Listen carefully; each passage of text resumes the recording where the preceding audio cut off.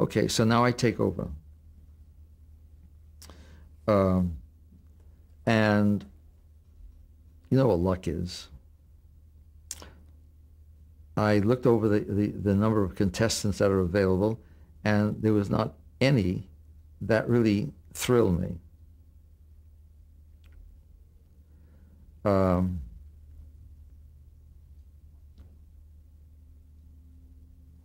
Just as I took over, or as preparing to take over, I went to a party in the village, and sure enough, God listened to me, and there was this Charles Van Doren and his girlfriend. And when you go to a party, meanwhile I'm looking around now for potential contestants, and we start talking, and he asked me what I did, and I told him, and he seemed interested. Yeah. And that was the genesis of this extraordinary party. If I hadn't been to that party that night, I can assure you that the 21 television program would have gone off the air. I would have gone back to tic-tac-toe. My life would have been different. I would have kept my house. I would not have been blacklisted. My whole life would have changed. Going to that party changed everything in my life. And this is one of the strange facets of life. You can never, ever tell from minute to minute what's going to happen.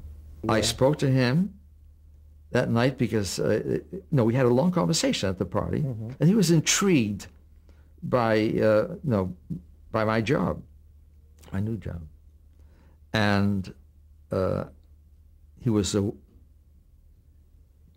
explained to him that I was looking for.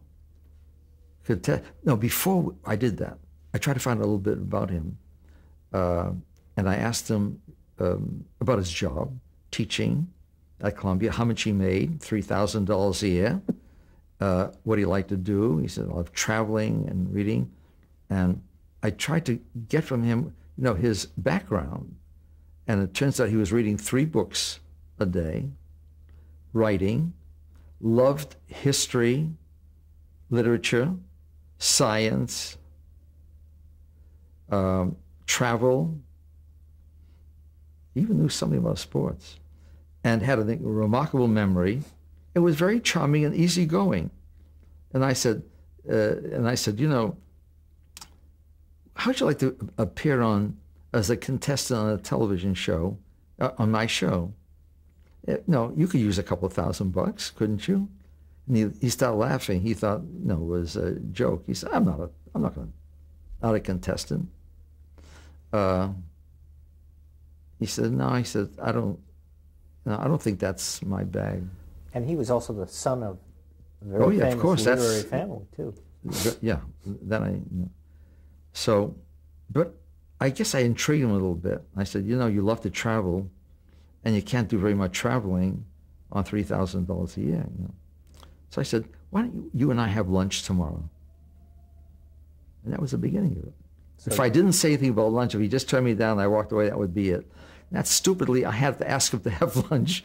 So you had lunch with him the next day? Next day, and he had given some thought about it. And what I had said, something to the effect that not only are we talking about the money part of it, and I knew that was not the key to get on the show.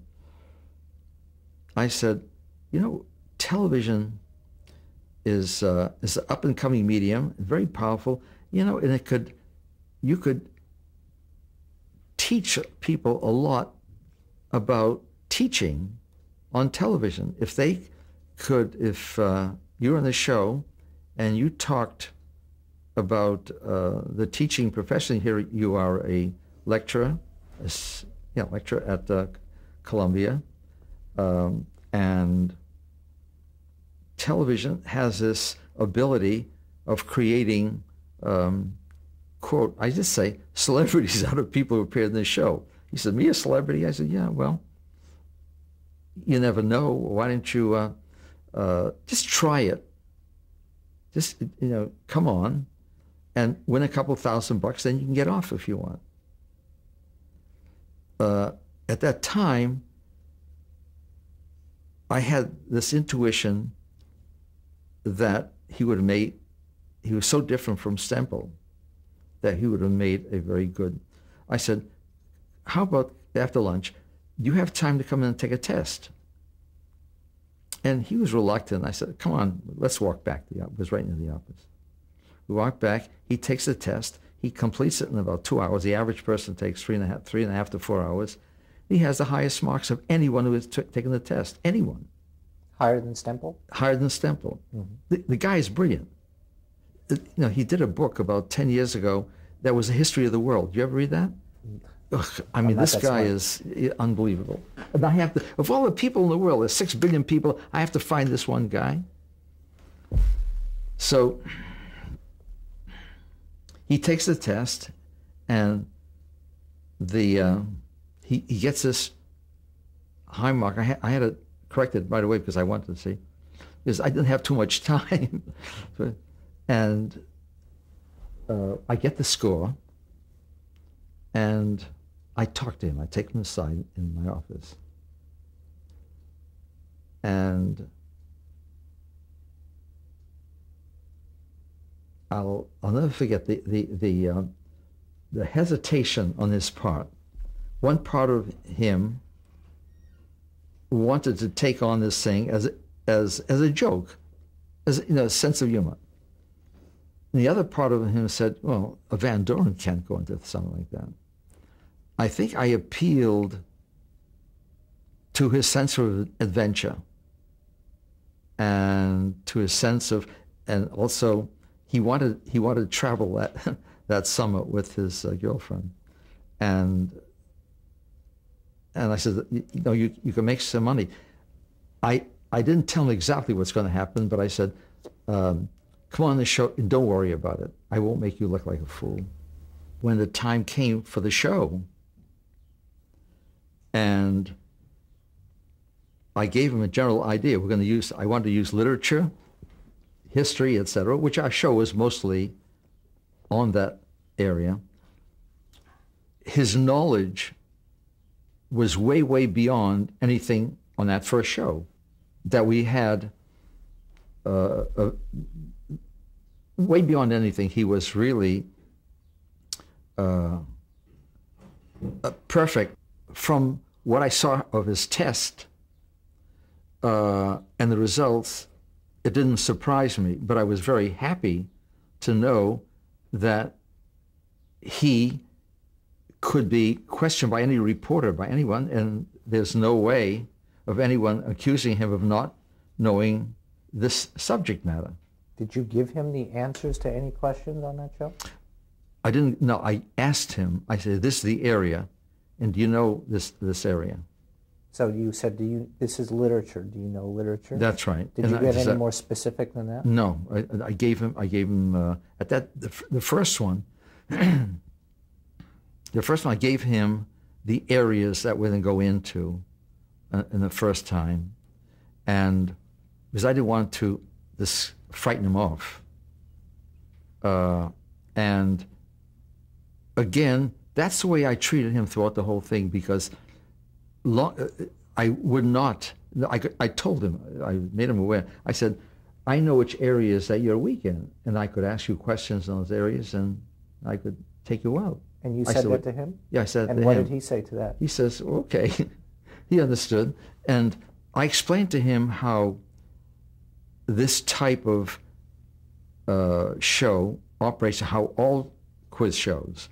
And I pointed out to him that this was entertainment, and that this is what we did in radio, and this is what all of the quiz shows are doing now. And it had a relatively small audience, and nobody cared. And so what I thought is that he would get on for a couple of weeks, do his thing, and then leave. Meanwhile, I'd have someone to take over and get rid of Stempel. I didn't think he'd want to stay on. So you would then take him off. No, yeah. Well, he may say to me after 2 weeks, I've had it, and it's all. As a matter of fact, as the first 2 weeks, as I say, the first night was so successful in terms of what he gave off on television. His personality was so visually energizing that the nearest I could compare is the type of effect you get when you saw John F. Kennedy. There's some people who are built for television, and they caught on. But I didn't know when I met him at the party. I had no idea. He would just be a good contestant. Telegenic? Well, it's what happens. Some people can appear on television and they become electrifying. I don't know. I don't know what the chemistry is. There's, for instance, I remember seeing Katharine Hepburn. I was in a line at a checkout counter in Hollywood in my old days, and she was right next to me, in front of me. And what she looked like in real life and what she looked like on the screen are totally different people. It's this magic that takes place on film. There is a magic. Some people have it, some people don't. Van Doren had it. I didn't know it until that first night.